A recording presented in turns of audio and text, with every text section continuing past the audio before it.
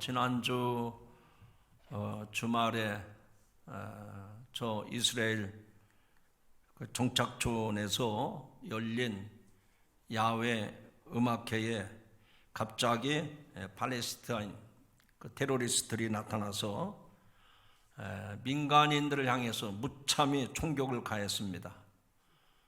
평화로웠던 그 야외 음악회는 삽시간에 비명과 죽음의 소리로 아수라장이 되었습니다. 이 일로 한순간에 200여 명이 죽고 또 1000여 명이 부상을 입었습니다. 그리고 그 야외 음악회 뿐만 아니라 이스라엘 15곳에서 동시에 이러한 일들이 발생을 했습니다. 그래서 그날 사망자가 1000명이 넘었고 부상자는 5000명이 넘었습니다. 그리고 팔레스타인 테러리스트인 하마스가 이스라엘 사람들을 인질로 잡아갔는데 160여 명 이상 인질을 붙잡았습니다.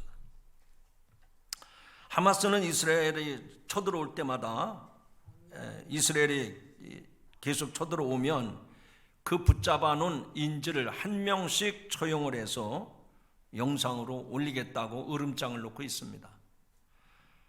이스라엘의 네타냐후 총리는 사람의 목숨도 중요하지만 미래에 더 큰 희생을 막기 위해서 끝내 지상전을 펼치겠다라고 선포했습니다. 이렇게 지상전이 실시가 되면 불을 보듯 뻔합니다. 더 많은 사상자, 희생자들이 나올 겁니다.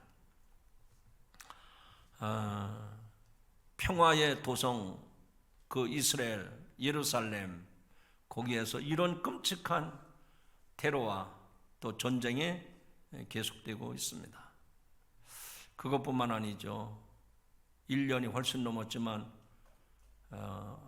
지금 러시아와 또 그 나라는 또 계속해서 전쟁이 이어져 가고 있습니다. 이 팔레스타인 테러 이 전쟁 때문에 묻혀져서 그렇지 또 아프가니스탄에서는 벌써 세 번째로 큰 도시였던 서부 헤라트주 인근에서 지난 토요일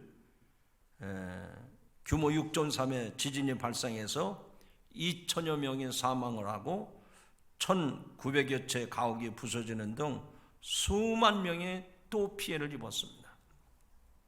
당국 발표에 따르면 현재 구조 작업이 지속되고 있지만 그 진앙 반경이 50km 내에 1만 명이 거주하고 있는데 그 피해는 더 커질 것으로 우려가 된다고 합니다. 수천 명의 아이들이 집을 잃고 거리를 헤매고 있습니다. 안타깝게도 1년 전인 지난 2022년 6월 남동부 지역에서도 규모 5.9의 지진이 일어나서 아동과 성인 1000여 명 이상이 사망을 했고 아동 11만 8천여 명의 지진 피해를 입은 바가 있습니다. 이렇게 우리가 살아가는 지구 전 구석구석에는 전쟁과 재난과 기근들이 계속되고 있어요. 오늘 우리가 이렇게 성전에 나와서 예배한다고 하는 것은 하나님의 큰 은혜가 아닐 수가 없습니다. 우리는 그 은혜를 당연한 것으로 아니면 우리는 그렇게 살아야만 되는 것처럼 생각하시면 안 됩니다. 우리가 앉고 일어서는 것도 또 눕는 것도 하나님의 은혜가 없이는 이루어질 수가 없는 거예요. 세상은 평화를 원하지만 그렇게 원하는 것처럼 평화가 보장되는 것은 아닙니다. 하루하루를 살아가지만 살아가는 날 동안 기쁜 일만 일어날 수는 없습니다. 오히려 기쁜 일보다는 힘들고 어려운 일들이 더 많은 것이 사실입니다. 너, 나 할 것 없이 모든 사람들은 인생의 행복의 파랑새를 잡으려고 하지만 그렇게 손에 쉽게 잡히지 않는다는 얘기입니다. 우리 인생을 생로병사의 과정으로 본다면 그 파랑새를 붙잡는 것은 아마 불가능해 보이지 않는가 하는 생각이 듭니다. 그 이야기는 그만큼 이 세상에서 기쁨과 평안을 누리는 것이 쉽지 않다 하는 얘기입니다. 우리들의 삶을 한번 뒤돌아보시기 바랍니다. 우리들의 삶은 언제부터였는지 잠깐 흥하는 경제적인 풍요 때문에 참으로 편리한 세상을 살고 있지만, 그러나 우리가 짊어져야 하는 인생의 짐은 그렇게 간단하지 않습니다. 더 버겁고 무거운 것이 사실입니다. 그래서 많은 사람들이 우울감과 무력감에 빠져서 낙심하고 또는 절망을 하고, 또 많은 사람들이 군중 속의 고독이라는 말처럼 외로움을 느끼면서 그래서 행복한 삶, 평안한 삶을 누리지 못하는 것이 오늘 우리들의 현주소라고 하는 얘기입니다. 아무리 노력을 해도 바뀌지 않는 현실의 문제는 점점 우리를 고달프게 하고 고통의 나락으로 떨어지게 만들고 있습니다. 자, 이런 세상에 우리가 살아가고 있고 그것이 우리의 삶의 현주소라고 한다면 과연 우리들에게 예수 믿는 것이 어떤 의미가 있는가? 정말 우리는 세상에서 참된 기쁨과 평안을 구가하며 살기를 원하는데, 하나님의 백성들에게 하나님이 주시는 기쁨은, 그 평안은 어떻게 주어지는 것인가? 이 대비가 되면서 고민이 되지 않을 수가 없습니다.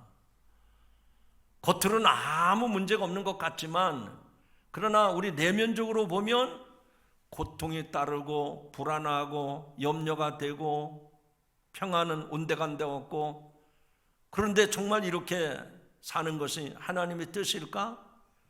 하나님의 축복받은 자녀들의 삶이 과연 이런 것일까 하는 의문이 든다는 얘기입니다. 지난 한 주간도 그 가운데 살아왔고요, 또 한 주간 우리가 인생 앞으로의 미래도 보장할 수 없고 또 확신이 되지 않습니다. 그런데 오늘 하나님께서 우리들에게 주신 말씀에 보면 그런 우리들의 고민과 염려에 대해서 불식을 시키고 주 안에서 평안의 길을 걸어가라고 말씀하고 있습니다. 오늘 이 말씀에 귀가 열리시기를 주님의 이름으로 축원합니다. 이 말씀이 여러분의 신앙의 근거가 되기를 주님의 이름으로 축복합니다. 우리 옆 사람에게 축복하면서 인사합시다. 평안의 길로 가시기 바랍니다. 그래요. 겉으로는 멀쩡합니다. 아무 문제가 없는 것 같아요.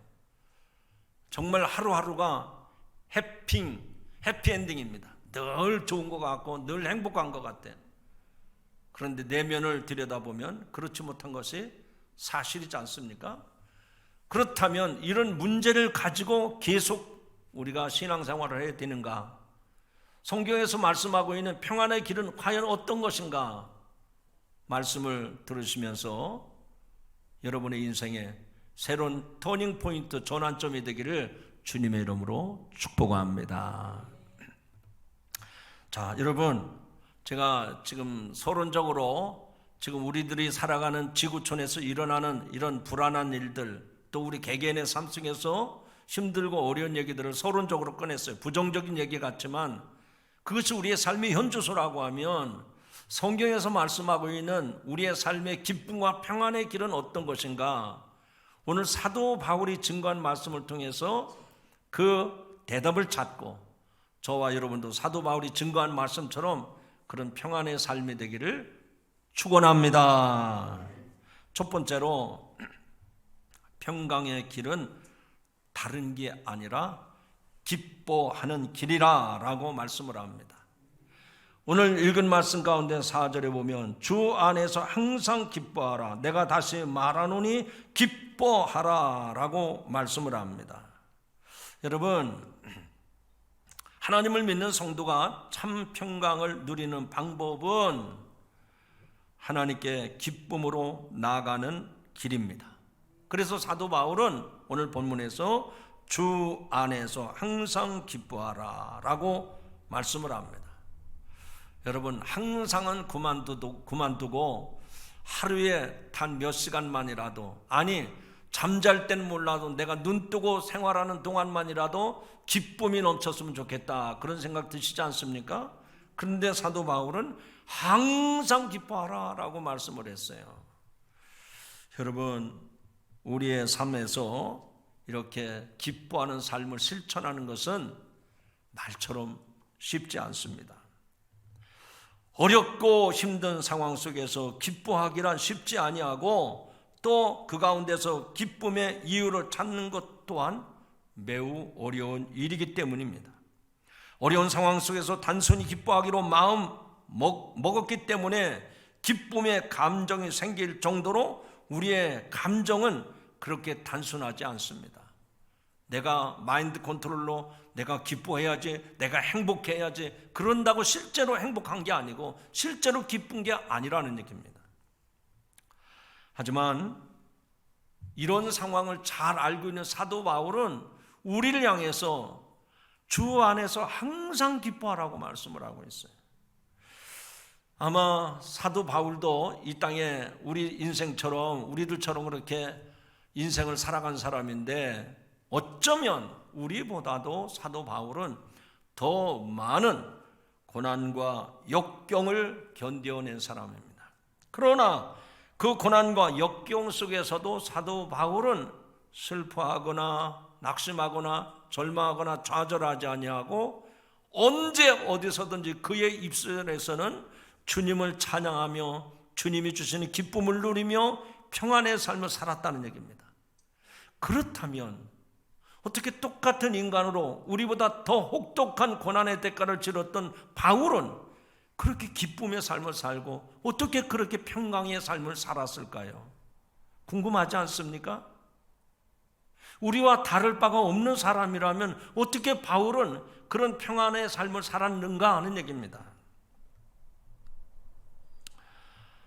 사도 바울이 우리가 살아온 인생 역전을 쭉 사도행전을 통해서 또 그가 기록한 하나님의 말씀들을 종합해서 보면 결코 쉬운 발걸음이 아니었습니다. 자신이 사랑했던 이 빌립보 교회, 빌립보 교회뿐만 아니죠, 소아시아 모든 교회들을 그가 세웠고 개척을 했고, 또 그 교회에서 지도자들을 세웠고 목회를 했었는데, 그 모든 과정들을 보면 만만치 않았습니다. 아니, 만만치 않았다는 말이 틀린 말이죠. 가시밭길이었습니다. 눈물의 골짜기를 걸어갔던 사람이 사도 바울이었습니다. 교회 내부에 문제가 생기고 또 율법주의자들의 도전과 여러 유혹이 있었습니다. 심지어 자신은 지금 평안한 노후에 빌립보 교회 성도들에게 편지를 써보내는 것이 아니라 저 로마옥에 갇혀서, 그 차가운 로마 감옥에 갇혀서 빌립보 성도들에게 주 안에서 기뻐하라, 주 안에서 평안하라 라고 말씀을 하는 것을 보면 뭔가 바울에게는 그런 기쁨이 있었으니, 그에게는 우리가 발견할 수 없었던 평안이 있었기에 그는 이렇게 분명하게 메시지를 전하고 있는 것입니다. 여러분이 한번 질문을 해보시죠. 어떻게 사도 바울은 그 감옥에 갇힌 어려운 상황 속에서 기뻐할 수 있었고, 오히려 감옥 안에 있는 사람이 어떻게 감옥 밖에 있는 사람을 향해서 평안하라고 말할 수가 있었을까요? 그는 어떤 상황에서도 자족하기를 배웠고, 배부름과 배고픔과 비천에 처할 줄도 알았고, 풍부에 처할 줄도 아는 이 풍성한 비법을 배웠기 때문에 지금 감옥에 갇혀 있어도, 지금 노구에 자기의 생명이 어떻게 될지 알 수 없는 그런 불안한 상황에서도 오히려 감옥 밖에 있는 성도들 향해서 기뻐하라고 평안하라고 이야기할 수가 있었던 겁니다. 그렇다면 바울이 배웠고 그것을 누리고 있는 그 비법을 저와 여러분도 누리고 그것을 발견할 수 있기를 주님의 이름으로 축원합니다. 지금도 세상에 많은 사람들은 나름대로의 기쁨의 삶, 즐거운 삶, 쾌락의 삶을 찾기 위해서 동분서주하고 있습니다. 어쩌면 우리도 세상 사람들처럼 그것을 본받고 그것을 추구하고 그것을 따라가는지 모르겠습니다. 근데 사도 바울이 그렇게 방법을 찾으라고 말씀하지 않고 있어요. 오늘 한 줄의 말씀이지만 그 한 줄의 말씀 속에서 우리의 잘못된 발걸음을 전곡으로 찌르고 있습니다. 그게 뭡니까? 너희도 세상 사람들처럼 즐거움을 찾아라. 너희도 세상 사람들처럼 쾌락을, 세상 사람들을 정욕을 찾아라. 그렇게 말하지 않습니다. 바울은 주 안에서 in Christ, 주 안에서 기뻐하라, 주 안에서 평안하라고 말씀합니다. 어떻게 보면 단순하게 보자 하는 얘기입니다. 예수 믿는 사람들이 가장 불쌍한 것 같아요. 왜 그렇게 불쌍해 보입니까? 아니, 세상 사람들은 배 터지게, 주여, 그냥 막 얼마나 좋아하는지, 얼마나 쾌락을 누리는지, 바로 이런 곳이 천국이로구나, 세상에 이런 기쁨, 이런 즐거움이 있는구나. 그리고 사는데 우리 예수 믿는 사람들은 보면 깨재재하고 얼마나 불쌍해 보이는지, 뭐가 기쁨이라고, 뭐가 평안이라고 그러는지, 단세포적으로 보면 정말 불쌍한 사람들이 예수 믿는 사람 같아요. 그런데 사도 바울은 자기가 그런 상황이 있으면서 교회 밖에 있는 성들을 향해서 주 안에서, 주님 안에서 기뻐하십시오, 주님의 평안을 누리십시오, 할렐루야. 세상이 얻을 수 없는, 세상이 줄 수 없는 기쁨과 평안을 바울은 알고 누리고 있기 때문에 당당하게 그 말씀을 전하고 있습니다.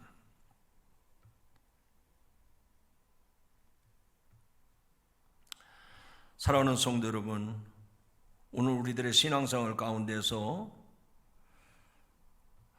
정말 이렇게 깊이 있게 우리의 신앙의 면면을 돌아봐야 됩니다. 나는 정말 주님 안에서 그 기쁨과 그 평안과 그 즐거움을 누리고 있는가? 우리는 찬송은 그렇게 합니다. 주 예수보다도 귀한 것은 없네, 이 세상 자랑과 이 세상 명예와 이 세상 부귀와. 그런데 노래는 그렇게 부르는데 그 세상 자랑을 쫓아가고 그 세상 부귀를 따라가고. 여러분, 여기서부터 이 첫 발걸음이 잘못됐다라는 것을 느끼지 않습니까?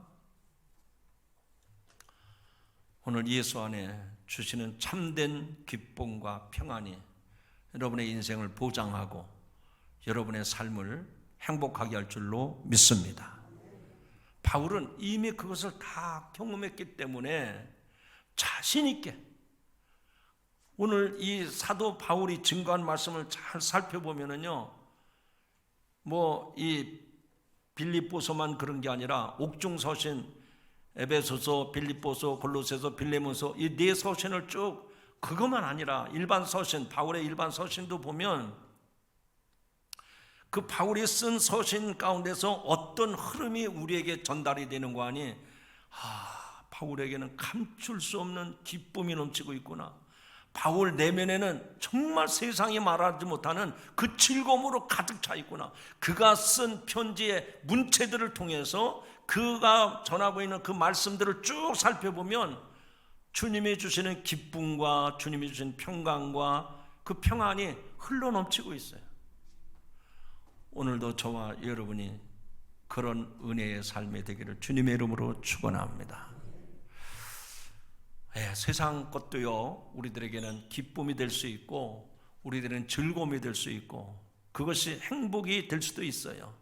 그러나 그것은 항상 상대적인 것이라고 하는 것을 잊지 마시기 바랍니다. 그 어려운 말을 쉽게 풀어서 얘기할게요. 옛날에 가난하게 살 때, 사글집에 살 때에는 나는 언제 전셋집으로 들어가 보나, 전세 얻었는데요, 세상에 나 같은 부자가 없는 것 같대. 그런데 살다 보니까 자기보다 더 나은 사람이 있어요. 내 집 가지고 사는 사람이 있어요. 내 집 가지고. 아버지, 저에게도 내 집을 주세요. 그래서 하나님의 축복을 베푸셔서 내 집을 장만했어. 이제 등기부 등본에 김아무개 이아무개 내 명의로 된 내 집이 있어요. 세상에 부러울 곳이 없어요. 그런데 또 서울 강남 갔다 오더니 이건 또 아무것도 아니네.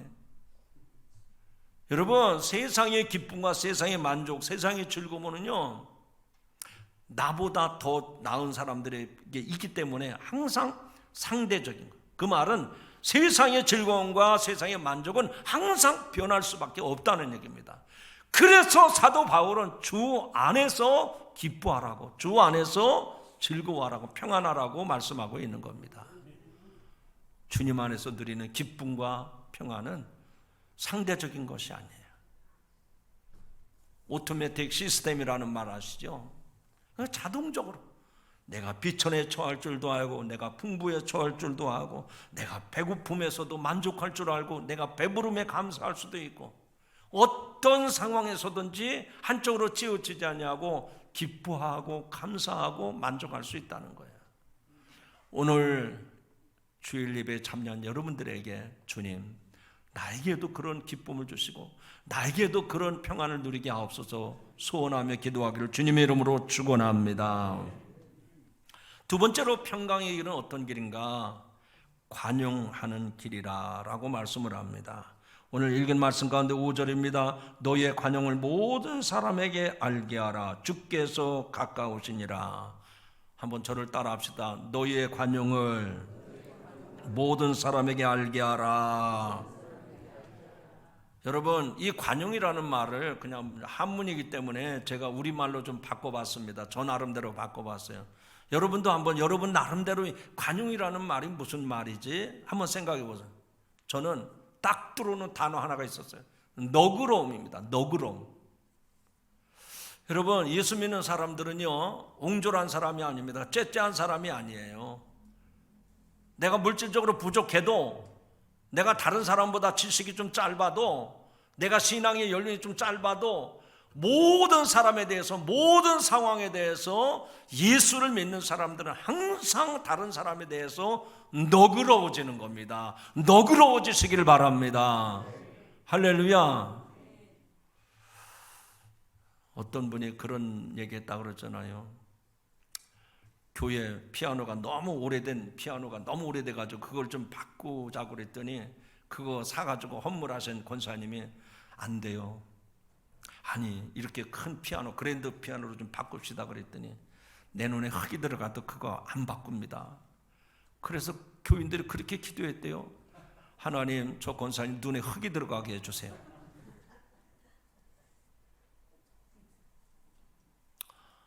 여러분, 예수 믿는 사람도요, 굉장히 마음이 넓고 참 이해심도 많고 참 다른 사람을 잘 용납하는 것 같아요.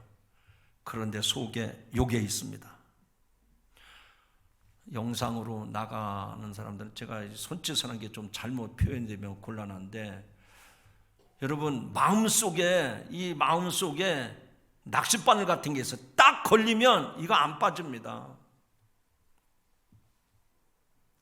우리 목사님들끼리 있는 모임이 있습니다. 제가 테니스를 좋아하니까 테니스 치는 모임에 한 10대 명 목사님들이 모여서 하는데, 목사님 중에 한 분이 안 나오는 거예요. 아니, 왜 목사님 안 나오세요? 나오셔야죠. 우리끼리 이렇게 목회하면서 스트레스도 풀고 이렇게 교제하고 밥 한 끼 나누면서 즐거움을 나누고 얼마나 좋습니까? 나오세요. 그랬더니 멀어서 안 나간다고. 사모님이 못 나가게 해서 못 나온다고. 저는 그런 줄만 알았어. 그랬더니 누가 그런 게 아니라고. 그래요? 그 무슨 일이 있었어요? 그분이 안 나오는 이유는 그 아무개 목사님 때문에 그랬다고. 무슨 일이 있었나? 10년 전에 오고 간 얘기 가운데 가시가 막혀가지고 나오려면 그거 사과하고 나오세요. 그 말 잘못됐다고 사과 인정하세요. 10년 전에 있었던 얘기를 지금 꺼내가지고선, 그래서 그것 때문에 그 모임에 못 나온다는 얘기를 듣고 나한테 전해준 목사님이, 아니 평신도들도 10년 전에 있으면은 차 한잔 커피 마시면서 나 그때 서운했는데 용서해달라고. 아니 내가 그 참 마음에 서운했었다고. 그거 툭툭 털고 갈 수 있는 거 아니에요? 그런데 주여 용서하옵소서. 목사님이 10년 전에 지나간 말 그게 가시가 되어가지고 콕 껴가지고서는 그래서 한 분이 자동 퇴위가 됐어요. 자, 제가 목사님들 흉을 봤는데 혹시 여러분 가운데는 그런 부분 없습니까? 솔직하게 인정하세요. 조사하면 다 나옵니다. 아무것도 아니에요. 아무것도 아니야. 세상 사람들은 막걸리 한 잔 먹고 지난 일 내가 미안했습니다. 용서하세요. 내가 좀 앞으로 조심할게. 그러면 다 끝나요. 그런데 어떻게 술도 안 먹는 예수 믿는 사람들이 그거 하나 그걸 용서를 못하느냐? 왜 그런 거 하나에 너그럽지 못하느냐고요. 나는 절대로 그런 사람 조심하세요. 절대로 이런 말하는 사람 조심하라고요. 아니 절대가 어디 있습니까? 그렇게 말하는 사람도 주님께로부터 용서받은 거 아니에요? 그러면 서운해도 조금 기분이 나빴어도 자존심이 좀 상했어도요, 나 그때 좀 당신이 하는 말 마음에 상처가 됐다고. 근데 이제 지나고 났으니 이제 우리가 헤어질 것도 아니고 우리 다 터놓고 얘기하고 없었던 일로 합시다. 그러면 얼마나 좋습니까?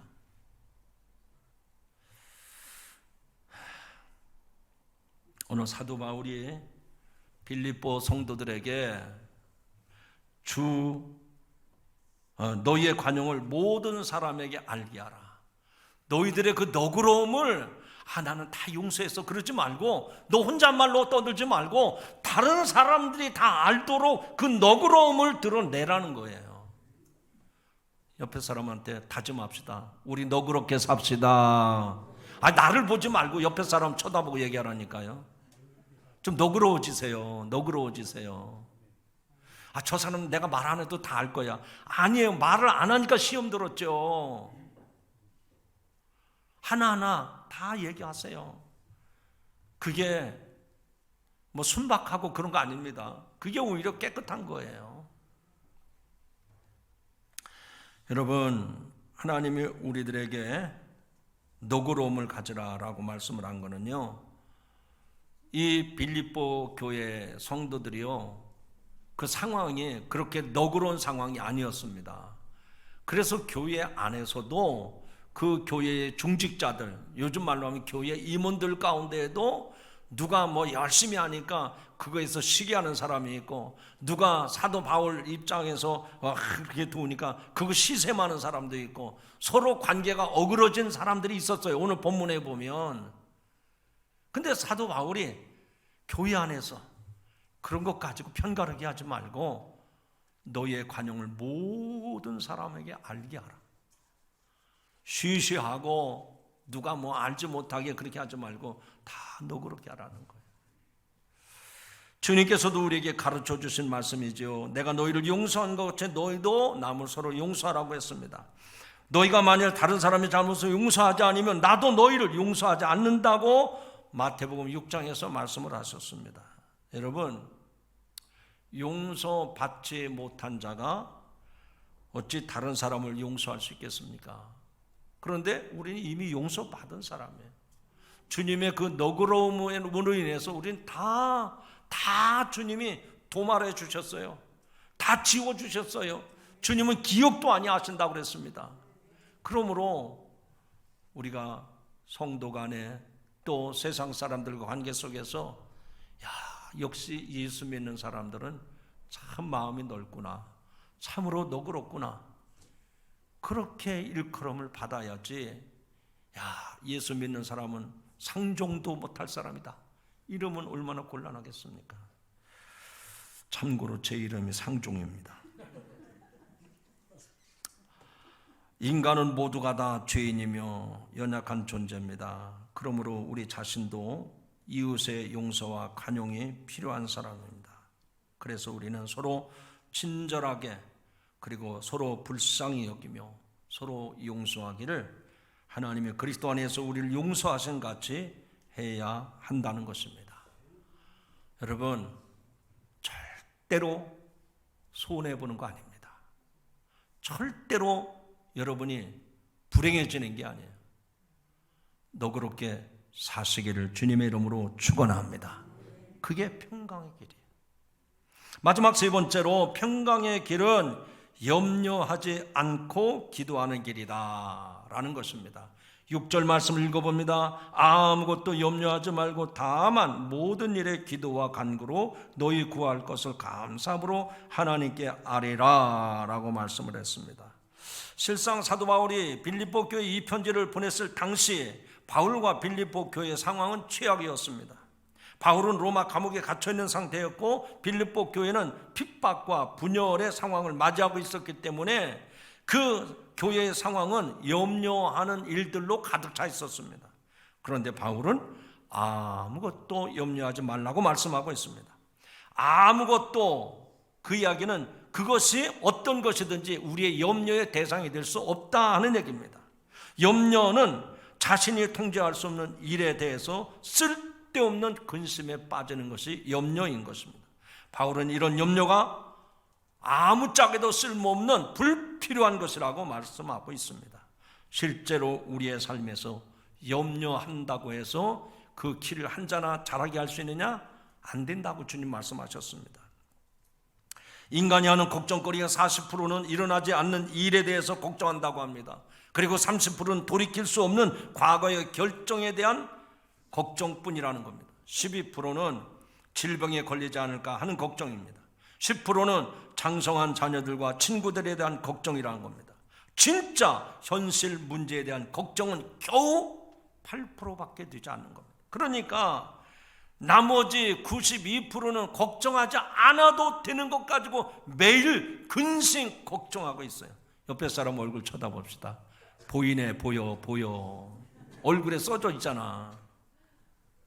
근심이 없는 사람은요, 바꾼 말하면 평안함이 있다는 거니 얼굴에 환한 보름달처럼 평안해 보입니다. 그런데 근심하고 있는 사람은 여기에 딱 써 있잖아요. 근심. 여러분, 주님 안에서 염려를 다 내려놓으시고 주님이 주신 평안함으로 날마다 순간마다 때마다 일마다 살아가시기를 주님의 이름으로 축원합니다. 미국의 백화점왕 페니는 어느 날 사업에 큰 투자를 했지만 투자의 실패로 심한 재정난을 겪게 되어 죽기까지 하려고 했습니다. 그는 미시간주 배틀크릭에 있는 격리병원에 수용됐습니다. 어느 날 아침 낙심하고 좌절한 그에게 찬송 소리가 들려옵니다. 그는 무거운 몸을 이끌고 맥없이 그곳을 찾아갔습니다. 찾아간 곳은 건물 안 작은 공간, 기도회가 열리고 있는 곳이었습니다. 그는 맨 뒷자리에 앉아 있었는데 매우 친숙한 찬송 소리가 들려옵니다. 너 근심 걱정 말아라 하는 찬송입니다. 그 찬송은 그의 마음에 큰 확신을 갖게 하였고 마음의 확신을 얻은 그는 외치기 시작했습니다. 사랑하는 하나님, 나는 아무것도 할 수 없습니다. 나를 좀 돌봐주십시오. 그 후 그가 고백하기를 이런 고백을 합니다. 무한한 어두운 공간에서 찬란한 태양빛으로 내게 옮겨지는 느낌이 있었습니다. 마음속에 무거운 짐이 옮겨져서 그 방을 나올 때는 새로운 사람이 되었습니다. 나는 마비된 심령으로 풀이 주고 들어갔지만 해방되어 기쁜 마음으로 나왔습니다. 할렐루야. 여러분, 이와 같이 우리의 힘으로 해결할 수 없는 모든 근심, 염려, 이런 문제는 내가 해결할 수 없습니다. 하나님만이 해결하심을 믿으시기 바랍니다. 그러면 하나님이 해결하실 수 있다는 사실을 믿는 사람은 어떤 일을 할까요? 하나님, 이거 내가 못합니다. 내가 아무리 노력을 해도, 내가 아무리 수고를 해도, 아무리 애를 써도 이건 내가 못합니다. 그런데 하나님은 하시잖아요. 그게 지금 뭐 하는 거예요? 네? 아니, 어떻게 한 사람만 그런 대답이 나오죠? 하나님, 나 이거 못해요. 나 이 병 못 고쳐요. 내가 내 자식들 어떻게 성공적으로 인생을 살아가도록 내가 가르칠 수가 없습니다. 하나님, 나는 도저히 할 수가 없어. 이거 하나님께 맡길게요. 그게 뭐 하는 거냐고요? 기도하는 거예요, 기도. 염려함으로 근심하지 말고 모든 일을 기도로 하나님께 아뢰라 그랬잖아요. 그거는 내가 염려하고 근심하는 건 하나님 앞에 기도하면 하나님께서 다 이루어져 줄 줄로 믿고 기도하라는 겁니다. 평강의 길은 기도하는 길입니다. 여러분, 제가 지난주에 말씀을 드렸나요? 하루에 첫 시간 잠자리에 일어나자마자 여러분의 입에서 터져나오는 소리가 무엇이요? 와, 왜 이렇게 몸이 무거워? 와, 피곤하다, 피곤해. 오늘도 또 하루 힘든 세상 살아가야 되겠구만. 그런 사람이 있는가 하면 이런 사람이 있어요. 예수는 나의 힘이요 내 생명 되시니 구주 예수 떠나가면 죄중에 빠지리. 아멘. 자꾸 해보세요. 지난주에 제가 말씀을 드렸으면 한 주간 저처럼 한번 해보셨어야죠. 제가 그렇게 설교했더니 제 아내가 찬송가 중에 뭘 부를까 그러는데 그 찬송만 자꾸 생각해요. 예수는 나의 힘이요. 여러분, 젊은이라도 예수 떠나면 죽음의 그림자가 다가오는 거예요. 노인이라도 여호와를 앙망하는 자는 독수리같이 날개를 치며 하늘을 올라간과 뜰 것이요 걸어가도 피곤치 아니하고 달려가도 곤비하지 아니하리라. 이사야 40장에 나오는 말씀 아닙니까? 그러므로 예수님께 여러분 인생의 모든 문제를 맡기고 기도하고 나가면 험한 산이 내 앞에 가로막혀 있어도 내가 산을 향하여 눈을 들리라. 나의 도움이 어디서 올꼬? 천지를 지으신 여호와께서로다. 그래서 그 하나님 옆에 엎드려 그 하나님 옆에 도움을 구하게 될 줄로 믿습니다. 자, 이제 설교 말씀 맺고자 합니다. 사람은 모두 자신의 행복과 평안을 추구합니다. 자신의 행복과 평안을 위해서 밤낮으로 수고하고 노력을 합니다. 하지만 이런 노력에도 불구하고 인간은 행복하지 않고 평안을 누리지 못합니다. 진정한 행복과 평안은 이 세상을 창조하시고 다스리시고 지키시는 하나님께로부터만 주어짐을 믿으시기 바랍니다. 돈이 많은 사람은 돈이 해결하지 못하는 고난과 염려가 찾아오게 되어 있습니다. 건강한 사람은 육체의 건강이 해결할 수 없는 고난과 또 염려가 찾아오게 되어 있습니다. 그러므로 진정한 안식과 기쁨과 평강을 얻기 위해서는 주님 안에 거하시고 주님이 인도하시는, 그래서 주님과 함께하는, 그래서 날마다 주님과 기도로 교통하는 삶이 되시기를 주님의 이름으로 축원합니다. 기도하십니다. 하나님 아버지, 참으로 힘들고 복잡하고 어려운 문제가 산적해 있는 세상을 살아갑니다. 그러나 우리가 염려하지 않는 것은 내가 너와 함께함이라, 네가 어디로 가든지 내가 너를 지키리라 약속하신 하나님, 주님과 함께하는 삶이 되게 하옵소서. 주님이 주시는 평안의 삶을 누리게 하옵소서. 내가 수고하고 노력하는 것이 아니라 주님께 모든 문제를 내어 맡기고 기도하며 나가게 하옵소서. 그래서 우리 성도의 삶이 하루하루 때마다 일마다 순간마다 기쁨과 평안함이 넘치게 하옵소서. 예수님의 이름으로 기도하옵나이다. 아멘.